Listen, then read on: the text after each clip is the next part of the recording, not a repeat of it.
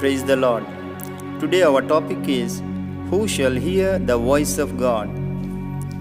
Jesus said, when we read the book of John chapter 10 verse 27, my sheep hear my voice, and I know them and they follow me. Jesus Christ is our good shepherd. He said, I am the good shepherd. I lay down my life for the sheep. Who are the sheep of Jesus? When we read the book of John chapter 10 verse 25 and 26, Jesus said unto a group of unbelieving Jews, I told you, but you believe not, because you are not my sheep. Only those who believe on Jesus Christ and receiving Him into their hearts, they are the sheep of Jesus. They all hear the voice of Jesus, even the voice of God, and follow Him all the days of their lives. The nature of the sheep always looking unto the shepherd and following Him. We also looking unto Jesus with the eyes of faith and follow His exemplary life.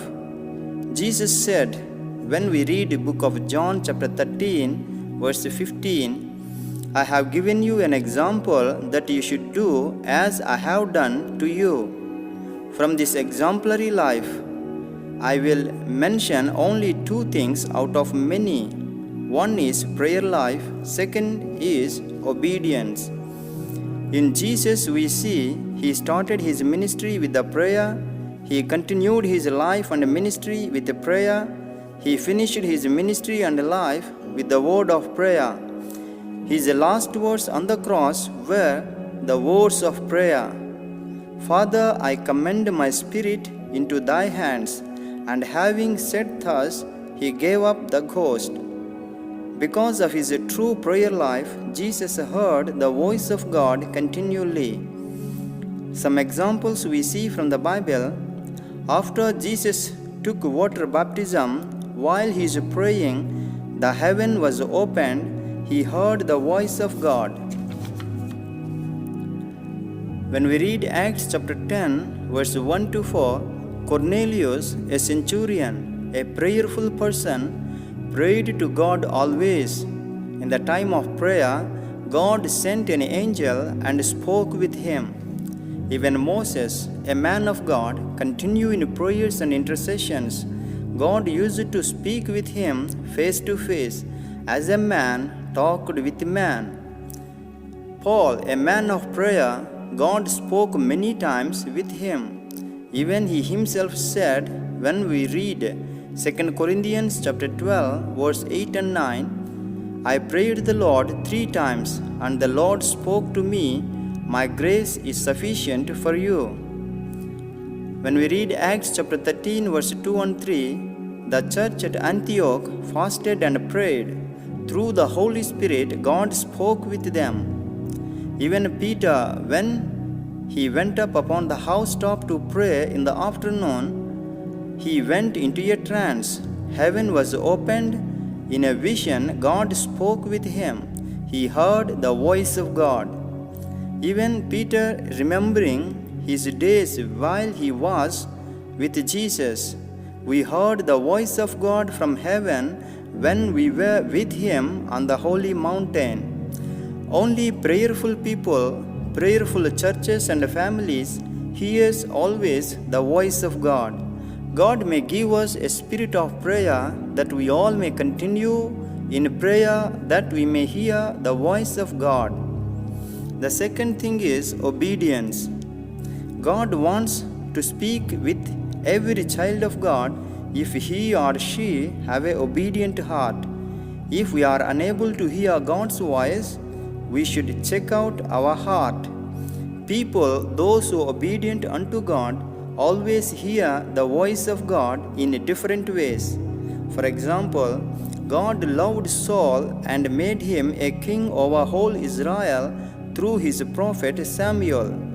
God spoke to King Saul through Samuel, his prophet, that I remember the evil which Amalek did unto Israel in the way.